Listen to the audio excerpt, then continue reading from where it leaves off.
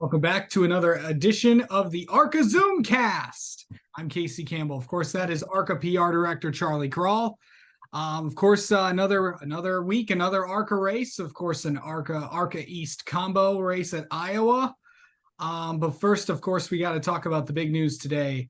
After the ARCA race at Mid Ohio, ARCA announced today that driver Sean Hingarani of Venturini Motorsports has been suspended for this week's ARCA race at Iowa after the ARCA race at Mid Ohio. So for those who do not know or don't remember, Charlie, can you explain exactly what happened with the reason why this took place, why the suspension came? Casey, I don't really have anything more to add other than what our statement, which was released earlier today, has to say, and I'm just going to read that to you. As a result of an on-track incident in the ARCA Menard Series race at Mid Ohio Sports Car Course, driver Sean Hingarani has been suspended for the next ARCA Menard Series platform race at Iowa Speedway and placed on probation for the remainder of the 2023 season. The penalty is for violation of the ARCA rulebook, section 12-8.1, which references ARCA member conduct guidelines, and section C and D, which reference intentionally wrecking another vehicle, premeditatedly removing another competitor from contention when not racing for position, and waiting for another competitor and then taking action. So that's what happened. And the penalty is what it is, and will be served this weekend by Sean missing the race at Iowa Speedway. Yep. And of course, I know a lot of people have had a chance to respond to this, and obviously have questioned is this all the series is about and all that stuff. I know we've talked about this many times in the last few years, but overall, you kind of just explain to people that might not know or might not follow ARCA, what is the role of this series? Well, Casey, the role of the ARCA Menard Series is twofold. It is to allow young drivers like Sean Hingarani and Dean Thompson and Jesse Love and William Swalich and Tyler Ankrum. It's to allow these young drivers a place to come and get relevant experience in big, heavy, full-bodied stock cars at racetracks that the NASCAR National Touring Series competes at, in addition to a range of short track races all across the country as well. It's also a place where the Brad Smiths of the world and the Frank Kimmels of the world and the Tom Hesserts of the world can come and race as a career. I wish we had a few more of those folks joining the youngsters, but it really does. It's a developmental platform. It's a place where professional race car drivers can also come and make their home. And so when you have 15, 16, and 17-year-old drivers, 18-year-old drivers who compete with you on a regular basis, anybody who thinks just because you're in a professional stock car race doesn't mean that you're not going to also act like a 16-year-old kid when given the opportunity. I mean, that's going to happen, and I'm not picking on Sean Hingarani here. This is completely independent of the Sean Hingarani incident. We do see that quite a bit.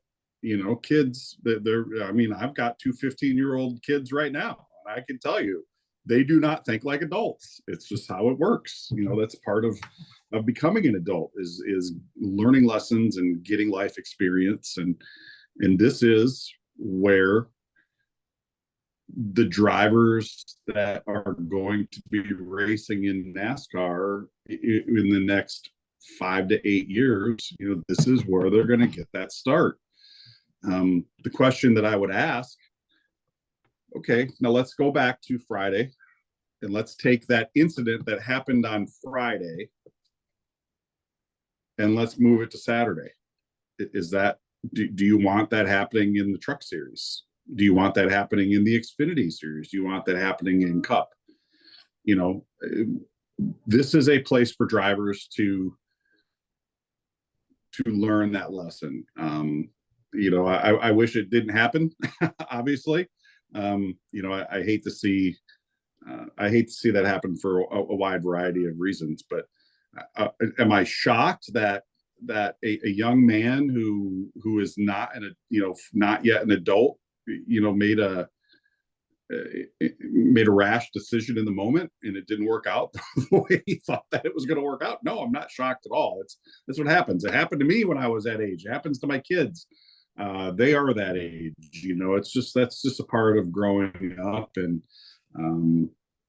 my hope for the drivers involved is that they will take heart in what happened there and look at it as a learning experience and say, okay, so that line, I now know where that line is, and the next time I get a little fired up, I know not to cross that line.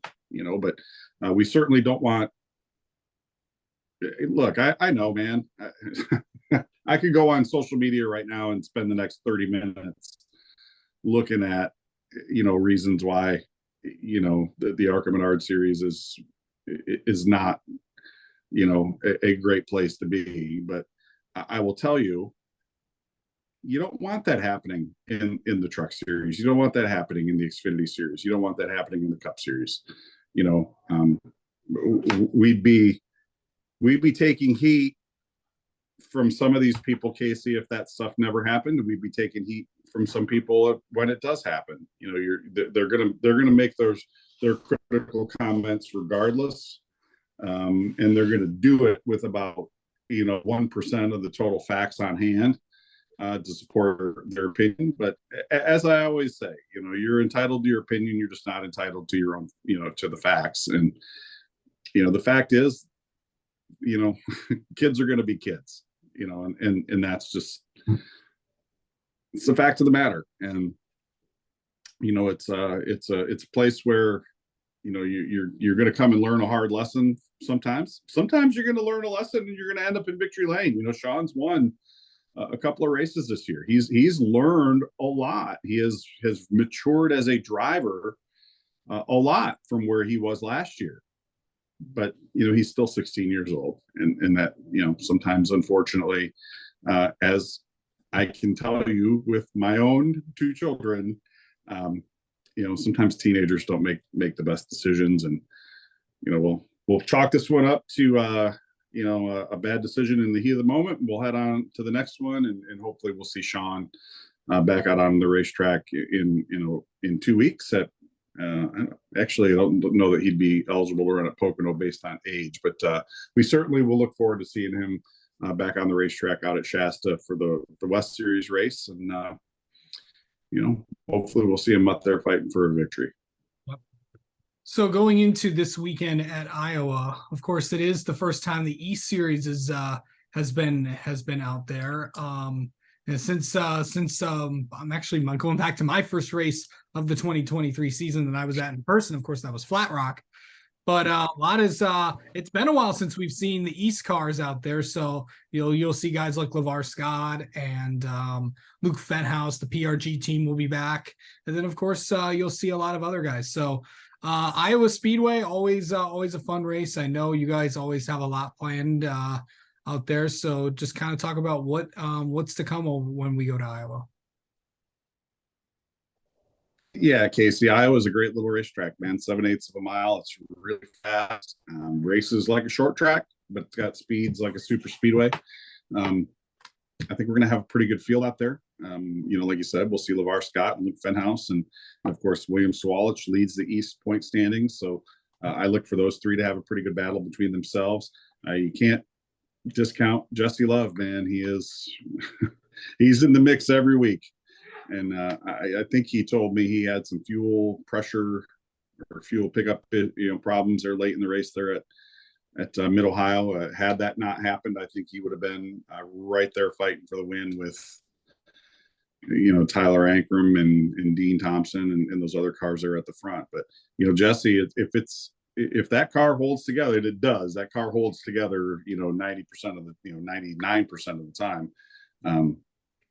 He's going to be tough to beat out there. He really is. They've got it going on right now, and he leads the points over Frankie Muniz. Frankie's doing a great job, but it's when you've got someone who wins, 4 out of 6 races, it's tough to keep to keep them in sight. And that's the streak that Jesse's on right now. Yeah. So, of course, and it's going to be a jam-packed week, as I said. We're racing, as I said, ARCA's been at it since that 4th week of April, as I keep mentioning, and we're not stopping until we get to Bristol in September. But this is a big key stretch for a lot of these guys. The main series, in fact, when we get to Michigan in a few weeks, I believe I just saw this, and correct me if I'm wrong, the main series is going to be racing for about a month and a half straight. They'll have at least one race a week, if I'm not mistaken. Yeah. I mean, that's pretty common, Casey, to have 5 or 6, races in consecutive manner. But it's not the fact that we've got, 1, 2, 3, 4, 5, 6, 7 consecutive races. It's that we have 7 races in 5 weeks. That's the tough part. You've got that doubleheader with, Watkins Glen and Springfield just 2 days apart. And then you have, the Springfield, Milwaukee, DuQuoin, those are on consecutive Sundays. Oh. And then you've got a midweek, the midweek race at Bristol. And actually, I think, Casey, and I don't have this one on my calendar, but I think we're missing a race at Kansas Speedway in there somewhere. We are too. So, yeah. I believe on Friday. Because it'll be on, I think it's the ARCA Trucks doubleheader. I think on which day? Like the 8th, I think. Yeah, the September 8th. That's actually my father's birthday. Yeah. So we actually have 8 races in 6 weeks, and that stretch from DuQuoin to Kansas to Bristol is 3 races in 10 days, and that's going to be tough. For the teams like Alex Clubb's team and Wayne Peterson and Brad Smith. It's tough on those guys. It really is, and it's tough on us, to put all those miles, underneath us. But hey, we look forward to it. It's a great time. It's a great time to be a fan, man. All these races at all these great little racetracks all across the country. And as I was telling somebody earlier today, man, it's my favorite time of the year. I signed up for this. I love going to the racetrack. I want to be there every week. And, to get to go to places like Springfield and DuQuoin and the Milwaukee Mile for a great doubleheader with the Truck Series. And, at Watkins Glen, I mean, my absolute favorite road course in the country. And I was there for the first Bud at the Glen back in 1986, Casey. I was there. And, I've loved that place ever since. It's just a magical place to me. So, I'm looking forward to it, man. But Iowa this weekend should be a great race. We've seen some really good races there in the past, and I'm looking forward to seeing what Frankie can do there with Jesse. But I think Jesse's gonna be pretty tough to beat. Yeah. Of course, hopefully the weather doesn't play a factor like it did last year at Iowa. So last couple of years, it seems like every time we go out there, we're fighting Mother Nature. But it's always hot, it's always muggy, and whenever it's hot and muggy, you fight that chance of with some late afternoon thunderstorms, and we've had that in droves the last 2 years. But I think the weather forecast heading into this weekend is looking pretty good. Excuse me here, I'm fighting some allergies right now too, and my eyes are just itchy as heck. But yeah, we are looking at the weather forecast. I think we're going to be pretty good, Casey. We'll just have to keep our fingers crossed and hope that it doesn't change between now and Saturday night. All right. Well, Charlie, thank you so much for coming on and talking with us. And we'll don't forget to watch the ARCA Iowa race. I believe it is Saturday. Correct me if I'm wrong. 8 p.m. on FS2. FS2. All right. We'll tune into that. All right. We'll talk. All right. We'll see you next week when we'll talk Pocono.